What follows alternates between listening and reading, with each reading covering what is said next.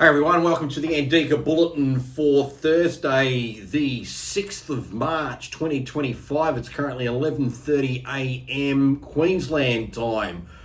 Well, aren't we having a real fun time? Here is hopefully the satellite image. Here it is, and there's a thing called Cyclone Alfred, and that's that big thing right there on the southeast Queensland coast. And where do I live? On the Gold Coast. And we've got some really rough weather at the moment, and I believe it's expected now to hit sometime later on Friday. It's been pretty wet at the moment. There's no dramas, power's on, water's on, but all the shops locally are closed, and yet we still seem to have lots of people jumping in their cars coming to my part of the world to go and look at the surf. So good luck with them doing all that sort of stuff. So meanwhile, we keep on trucking. We don't stop. We keep on going through every condition that is thrown at us. But yes, there is a cyclone. It looks like it could be a Category 2. Could be even a 3. We don't know. And we just want to make sure everyone is ready for it and prepared as best they can be for said cyclone. Now, the market today, we're down 36 points. We're at 8,105. It's a bit of a nothing burger again. Basically, at the moment, we've got our resource stocks down and also banking stocks down. And as I like to say, if resources are down, banks are down. That's like a big barbell. They're both either end of the barbell is the weight. And if they're down, you know the market's down. But we're not down by big extreme amounts. But it is across the board, and a lot of stocks are also becoming ex-div today. That means they're trading without their dividend, so they naturally fall by that amount. So really, a bit of a nothing burger into that sense there. Now we go over to Bitcoin. It's currently 90,232 American dollars a coin. And you can see pretty much here on the daily chart, it's basically had these lows where we got to around about 82 to 83 odd thousand, and then we've bounced off, and we've had a couple of fake runs happen. Well, the big news for Bitcoin's concerned will be this Friday in America, when they are going to have, or unveil, I should say, the Bitcoin reserve strategy. So the Commerce Secretary, Howard Lutnick, revealed in an interview Tuesday American time that President Trump plans to announce a Bitcoin strategic reserve later this week. Lutnick, speaking to independent news outlet, stated that the president definitely thinks there's a Bitcoin strategic reserve, and will unveil plans for it during the White House's inaugural crypto summit on Friday. So this will be interesting. This time they're actually going to have a summit and talk about stuff, but there's a lot of stuff to talk about, like how much is this going to cost? And, when does it start? And does it need to get approval by Congress as well to actually become a so-called reserve? So it's positive in terms of the language, obviously, but there's still a lot of moving parts, and I think we need to see that go through. What I like, because I sort of trade more on Bitcoin than the altcoins, Lutnick hinted that Bitcoin would have a unique status compared to other cryptocurrencies under the same framework. His quote, "Bitcoin is one thing, and then there are other currencies, the other crypto tokens. I think will be treated differently, positively, but differently," he remarked. And that makes sense too, because remember, Bitcoin is often put forward as being digital gold, and it does have scarcity. Only 21 million coins will ever be mined. Yet we have these altcoins, and the altcoins are Ethereums and Solanders and all these various other ones that will take forever to list. And then you go down to the mem coins, which is typically your shit coins and stuff. And a lot of people made the points. One thing we can understand that Bitcoin, because of how it's positioned, yes, that should be in the strategic reserve, but there's no reason for the rest of this stuff. They just need to have better regulation for them to do their thing. So it'll be interesting to see how they separate the two, the big 900-pound gorilla of Bitcoin versus the rest of the other stuff. So that was one reason. But there's this also news item I thought was really, really cool. And you can see the header there. Blackrock sounds alarm, Bitcoin supply crisis for global millionaires. So how's this for a quote? Bitcoin, the world's largest asset manager, has a dire warning. If every US millionaire wanted to own just one Bitcoin, there wouldn't be enough to go around. There you go. And remember, this is coming from one of the biggest asset managers on the planet saying this. And then the article goes down to just mention a few other bits and pieces that are, worth noting. I'll just zoom it up so we can read it a little bit better.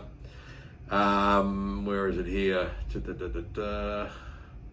So there's already 3 to 4 million Bitcoin are lost forever due to forgotten keys or destroyed wallets. So remember, there's a total of 21. There's already 3 to 4 million lost. That leaves, keep quoting, 17 to 18 million Bitcoin available for institutional and retail investors alike. So this is the ultimate thing. There's going to be at some point a supply crunch, and if the demand's obviously there and people still want to get it, or the institutions want to get it, in theory that means Bitcoin should really, really move and be worth a lot more in the particular future. And I'll just go over to the ANDIKA X account, and we'll just fire that up a little bit bigger. And here's just something that I noticed myself. There are a few trends worth paying attention to across the Bitcoin network. For example, the balances on exchanges continues to plummet, which suggests Bitcoin holders are unwilling to sell their Bitcoin at these price levels. So that's encouraging. You can see this particular chart that just pops up here, and it's the balance on exchanges, and we can see going back as far back as 2020, the balance of Bitcoin held on exchanges is virtually at a record low. So that means people that own Bitcoin have got it still in their cold storage or on their little thumb drive, their wallets that are not connected to the exchange. This just means people that have Bitcoin in particular on the exchange, they're limiting their balances and that as well. So that's a very bit of interesting additional data. And there's another chart I posted as well. I'll just go to this one. That's the big chart. We'll just open up the actual tweet. Very interesting. You can see here ETFs continue to accumulate more Bitcoin regardless of the price action. The collective fund started with approximately 650,000 Bitcoin in January 2024 and today hold nearly 1,140,000 Bitcoin for various investors. So that goes also back to our friends over at Blackrock, who were talking up about the importance and the fact that if every millionaire in the States wanted one, they're not going to be able to get it. So I like to see those sort of actions also come into things as well. It bodes well. It's a good story. And talking about things that happened just overnight, here's an interesting chart that talks about Trump tariffs 1 when he was in his previous term as president versus Trump tariffs 2, which is now. We'll just zoom the chart so we can see it just a little bit better. And you can see there's the green line, Trump tariffs 1, and this is just depicting how the ultimate trades went through with the market. And you can see in the red line, it's virtually a mirror. And so the expectations it'll move up and go forward there. So that was a sort of an interesting chart just to see there. And there was a few other ones that caught my eye on this particular report that I saw. I'll just come down here. And that was obviously Bitcoin rallied up because of the strategic reserve chatter. And here's the other chart that we like to see. And this is the one where you've got in green the global M2 liquidity. And you can see Bitcoin's in the blue, and you can see how the correlation's been very strong. Now keep in mind the M2 is a forward lead indicator of 3 months versus where we are today, and the implication, we're at this very important crossroad now where we're both together, and the implication from the chart is M2 global liquidity is spiked again, and if we follow the previous, hymns repeat, I guess, the verses, we should get another leg up. So that'll be something also just to keep an eye on as well, see if it actually does translate. And just see if there was anything else that I liked on the charts here. No, that was pretty much that for the info. So anyway, that's where we're at. Bit of an overview brief there. In the ASX world, not much doing, boring. In the crypto world, a little bit more excitement, particularly with this summit. But like I said earlier, we really need to get some meat on the bone with this, find out what that all means. I do know the United States government owns, through forfeiture, about 200,000 Bitcoin. So I suspect one of the first things they'll say is they'll transfer that from wherever it is into this reserves and be like the initial seeding of what Bitcoin could be.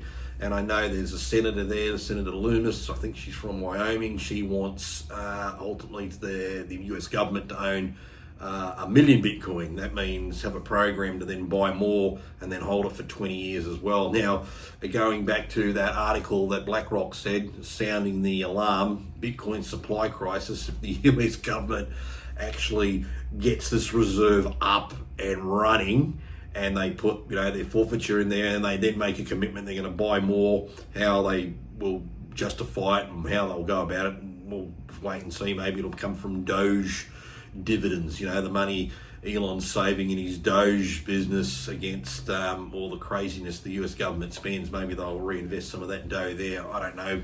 We'll find this out in due course. But the point being is, there's a very real risk there could be a supply crisis. And of course, America comes out and says they're running a Bitcoin strategic reserve, they're going to be copycat countries. And it'll probably be, like China, Japan, etc. will all do it.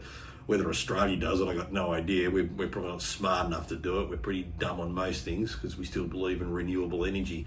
Speaking of which, we've got a Category 2, cyclone barreling down on us right now. And how do you think wind turbines are going in 150 kilometre winds? Not very well. How do you think your solar panels are going right now when it's pissing down rain? And for that matter, they're probably getting flown off your roof and everything else. I mean, think about it. We're worried about a future event of the weather due to climate change, and yet the very thing we rely our energy on, our energy systems, is the fucking weather. I mean, it's so stupid, it's beyond belief.